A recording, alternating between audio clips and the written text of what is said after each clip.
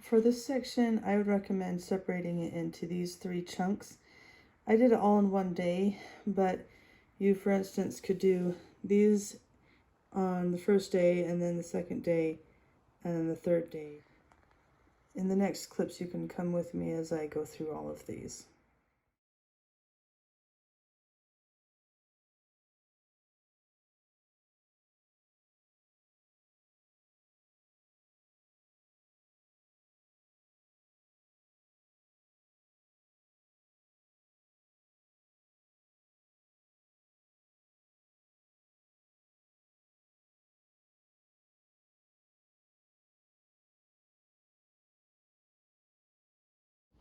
I like this one right here.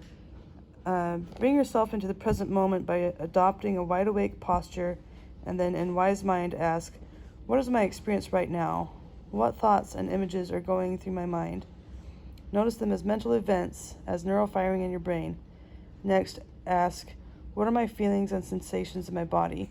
Notice these as they come into your awareness and say, okay, this is how it is right now. So that's the handout that Claire is referring to right there. And then in these worksheets, she doesn't go into these in this video, but it says check off at least 2 skills to practice this week. So she's going to go into this in our next video, I think. This is worksheet 7. This is my frizzy hair today. Mindfulness worksheet 7 gives you a bunch of a checklist of things you can do, like I wrote out and then read an inspirational writing on mindfulness. Set wise mind reminders to remind me to practice mindfulness. Put written reminders to practice mindfulness in strategic places.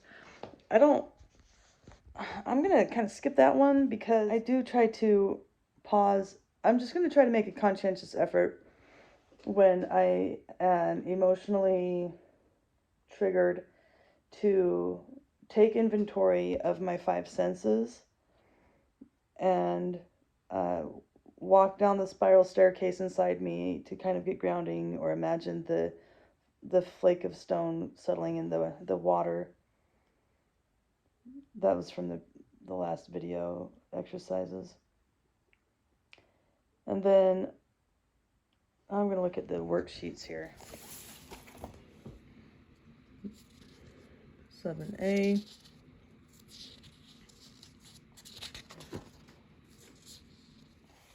I took a picture of this, and then on my phone I can copy and paste. And so on my phone I copy and pasted it to Google Doc.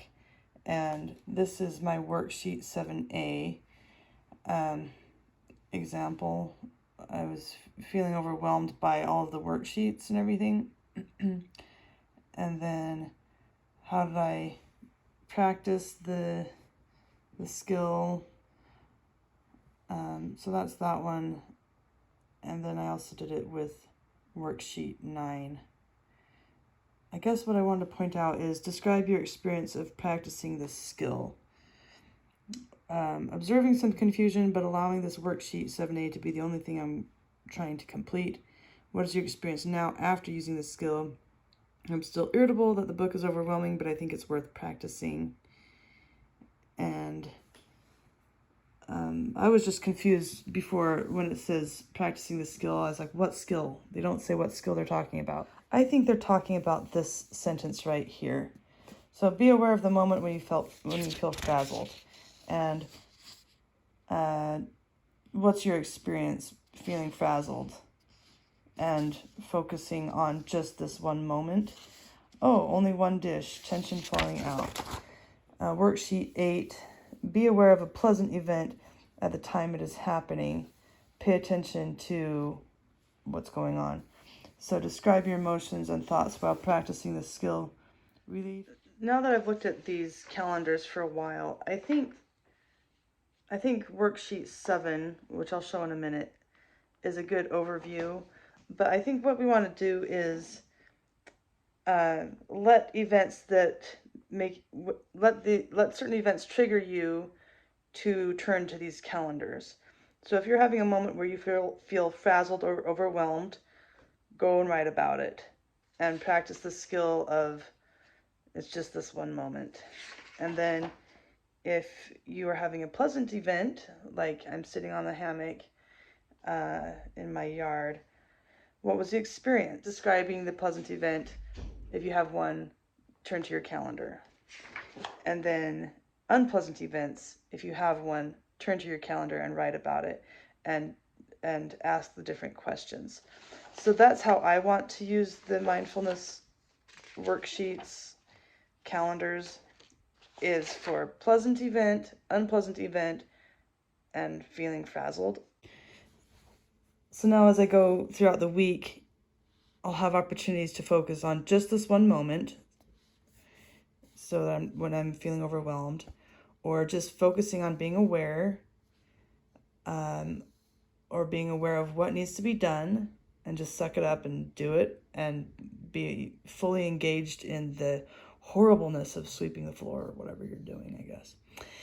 And then this 3-minute, what is my experience right now? What thoughts are going through my head? What are my feelings and sensations in my body and my emotions? And say, okay, this is how it is right now. And just have that radical acceptance, which I've done. I've actually done that a lot. And so that's great. That's encouraging. And there's the doorbell. Handout 10. And here's the worksheet.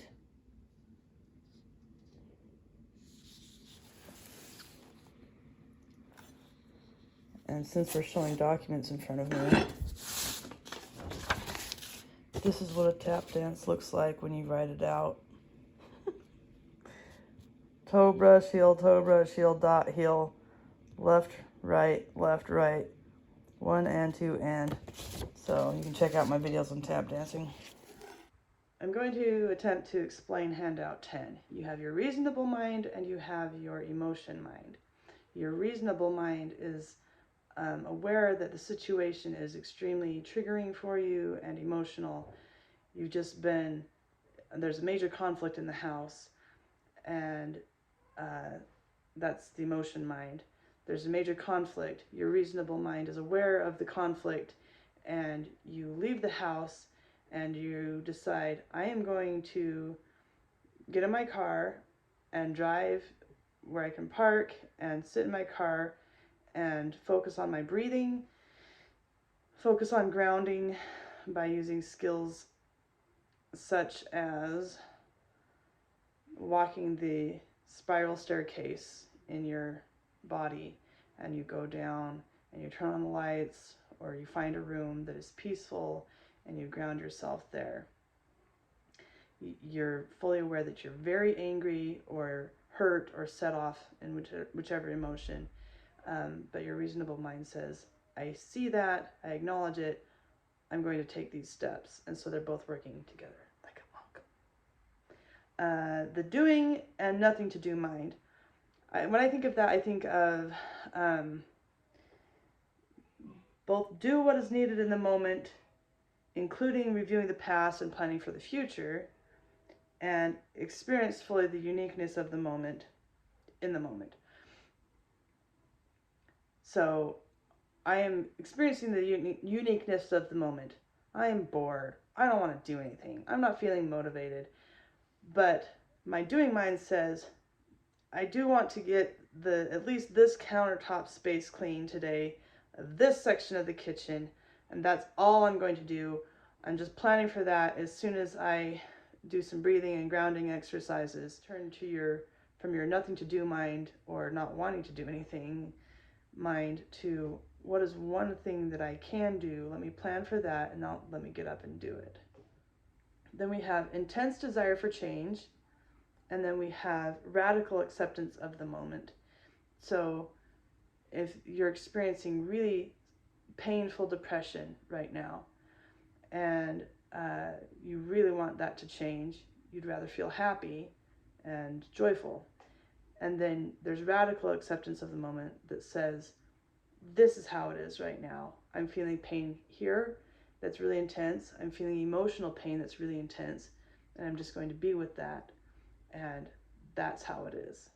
The next one is self-denial and self-indulgence, and coming to a middle moderation something.